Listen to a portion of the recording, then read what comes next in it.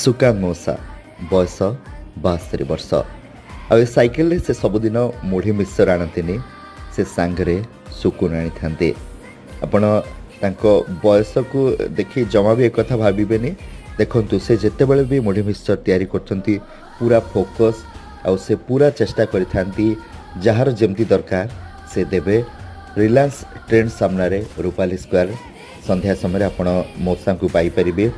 ଆମେ ଯେଉଁମାନେ ଅଳ୍ପ ଟିକେ କଷ୍ଟରେ ଭାଙ୍ଗି ଯାଉ, ବାହାନା କରୁ, କିନ୍ତୁ ଏ ମଉସାଙ୍କୁ ଦେଖିଲେ ଲାଗେ ଯେ ପ୍ରକୃତରେ ଜୀବନ କେବେ ବି କଷ୍ଟ ନୁହେଁ ଯଦି ତୁମେ ତାକୁ କଷ୍ଟ ଭାବିନ ଏବଂ ଚେଷ୍ଟା କର, ପରିଶ୍ରମ କର।